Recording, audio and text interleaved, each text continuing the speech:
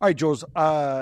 The biggest sort of tactical innovation, tactical shift that we saw from Southgate is something that we saw it a couple times or bits in some of the friendlies, but the Trent Alexander-Arnold in midfield move, which he took out of his hat. I think this is one situation we're going to differ a little bit. I have less of a problem with it because, frankly, if your other guys are Conor Gallagher or Kobbie Mainoo, whatever, great. He's a kid. Why not try this in congested areas? Yeah, no, you can try. I just don't think he was a success. So fair enough for trying. Maybe trying a start of a tournament like this. It's a gamble. You took it. Okay, in the end, you won. But I just don't think it works. I don't think it works for Trent. And for example, you saw maybe the best Serbian chance, the Mitrovic one in the first half, that he shot just wide, is Trent losing the ball. Trent can be great with the ball, of course, and I know at Liverpool he goes from that right-back position into midfield in possession, but he's got the game in front of him. He's never really with facing his own goal, recovering the ball, having the ball in his feet like on that ball that he loses for the Serbia attack.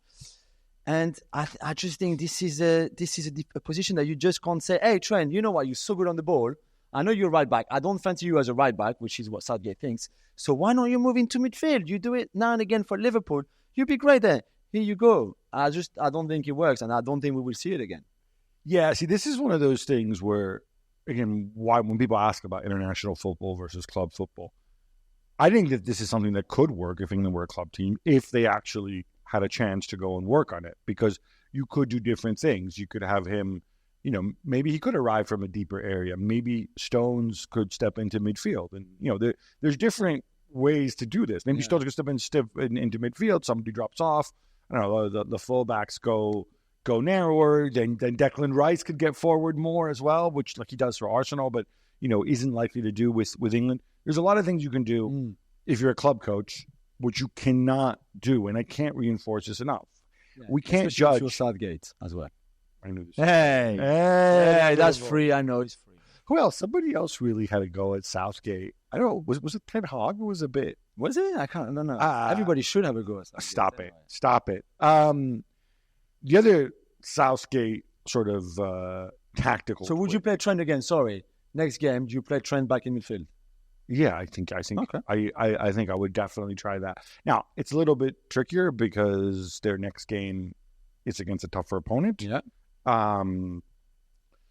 But I think it's a better test. It's still something actually where you have a little bit of margin for error, because if they draw that game, it's not the end of the world. No, they'll still win the group, right? Yeah. Still probably end up on 7 points. But I would want to say, and the other reason for this is Declan Rice is not Jorginho, right? If everything gets weird and congested in the opposition part of the bus, you don't want Kane dropping off, which is why I thought you were a bit mean about his 2 touches, because I think clearly he was told, stay there, we'll get the ball to you. Foden can drop and create. Palmer can drop and create if he's playing, but he's not. He's on the bench. Mm-hmm. Bellingham can create a little bit, but then again, you also want Bellingham's strengths and his timing and his intelligence running in the box. So if I want a passer, I think it's either Stones from the back, who, again, by the way, it's a lot easier to be the elegant passer when you're playing for Manchester City. You can drop the ball on a dime to people who can control it anywhere.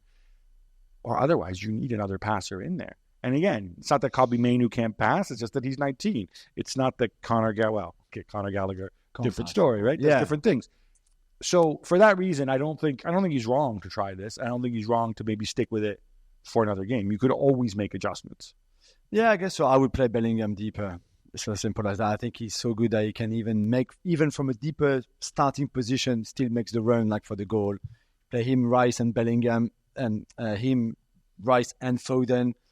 And you put Gordon on the left, and then that's also solved your problem about the Bellingham-Foden-Kane conundrum, in the sense which is the conundrum that if you look at the heat map, if you look at where Bellingham, Foden did not have a great game or didn't influence the game as much as we know that he can. Yeah, on the left-hand side, he was never going to.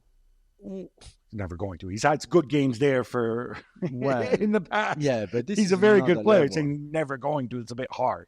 right? But what I'm saying is I think a lot of it was because Bellingham came into Foden's area a lot of time, which meant Foden had to come inside, which is the kind of adjustment which I think is natural that you would think if they play together, if they train together, which they don't get to do with the national team, especially when Bellingham's given another week after the Champions League final. Yeah, true. But if you play Bellingham as a 10, then this is always going to happen. They both want to be in the same areas, in the same positions, in the same pockets of space, and I think that's probably it's really problematic. And also, I do think that Kane, you take away a lot of things that Kane would do well, like dropping a bit deeper, get the ball, get involved in all the build-up phase and all of that, which he didn't do yesterday because that area was already taken and occupied by Bellingham most of the time.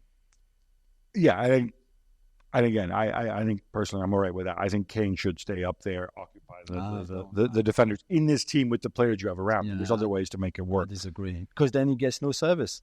The service doesn't come like that. The only way got is the Bowen cross, and that's it. And I know he didn't keep, but again, this takes us back to Southgate.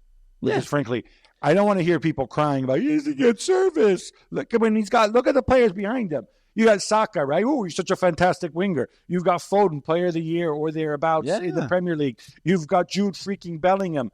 You've got Declan Rice. How do we blame this idea? Well, he has to drop deep to get service. I'm sorry. No. You do that when you're at Spurs and you've got bad players behind you. Fine, but he should not be needing to do that. He should be sitting there and waiting for the service, right? No, but his game is not to drop. His fault. He's not dropping to get service. His game, he's dropping. This is what he does. No, it's not. Can I just say we need to hit this on the head. This is not It's true. something that he can do, and it's something that he has done very, very effectively, right? I disagree. That's his game, man. He's a 10 and a 9. You know what? These are labels. These are labels. It's the same thing. Yes, that's what he was. It's not what he did this year at Bayern. If you look at his average positions at his heat maps, he's got 8 assists as a number 9. So of don't course, tell me because Bayern score 1 billion goals. Doesn't matter. He gets assists because he drops and people go into space and he serves them. Well, Scamacca could have had a hat trick of assists for Italy because he laid the ball off. That's fine.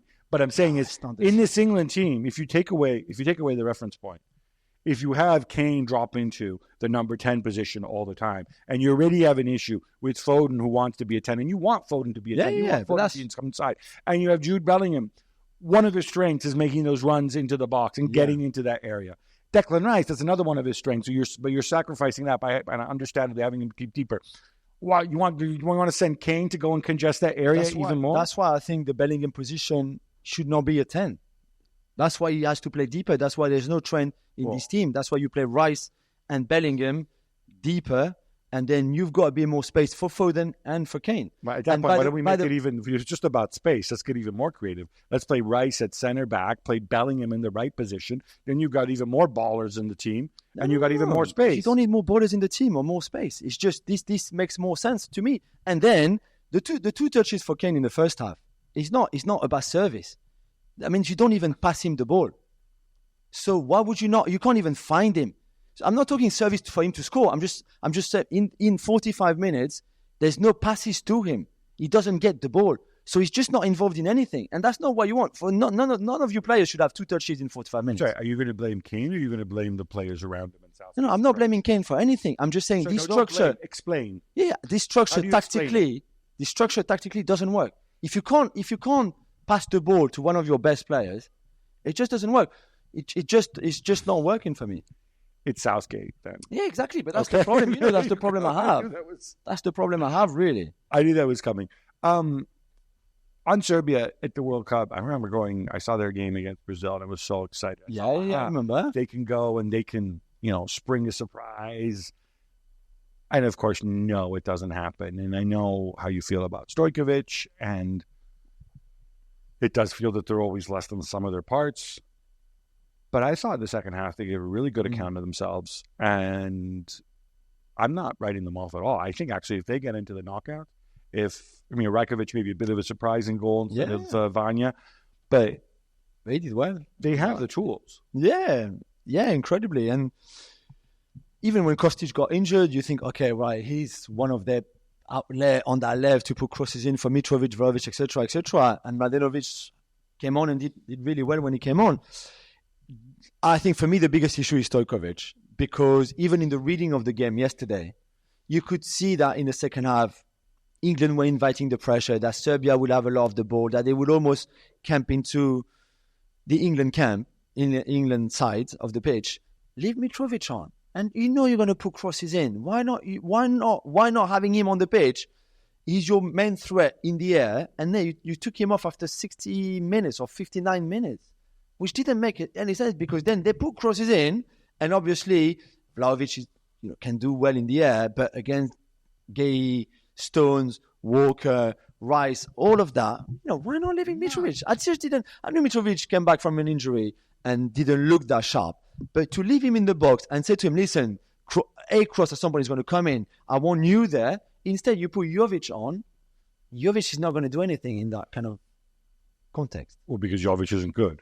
Or certainly not as good in the air as Mitrovic either, even less. Yeah, I think the idea was to go, and if you saw, like, Jovic and Vlahovic kind of played on the same line. The idea was to tie up the center backs, maybe create some space for Dusan Tadic, who then also came on, rather than have Vlahovic behind, right? You wanted to get Vlahovic closer to the goal. Vlahovic is your most athletic, biggest, strongest. Yeah, you can play Tadic, Vlahovic, and Mitrovic together. It's not a problem. We thought they would line up like that. But they didn't, I'm saying. Yeah, but then when you're on top, do that instead of taking off Mitrovic.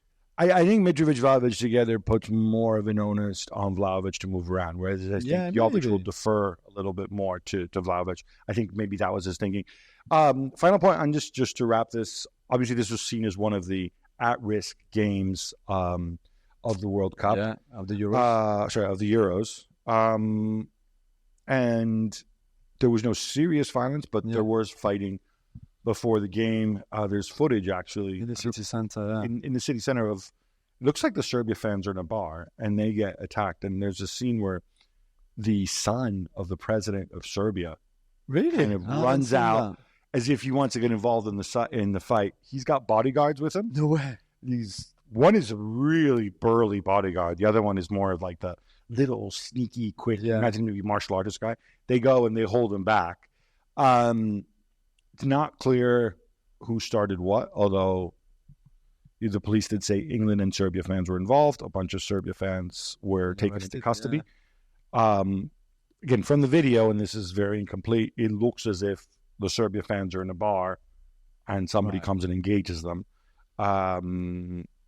But all told, I think 9 arrests is probably a positive result. That there hasn't been more so far. Knock on wood. Yeah, there hasn't been any of the stuff that we don't want to see at Euros. That's right.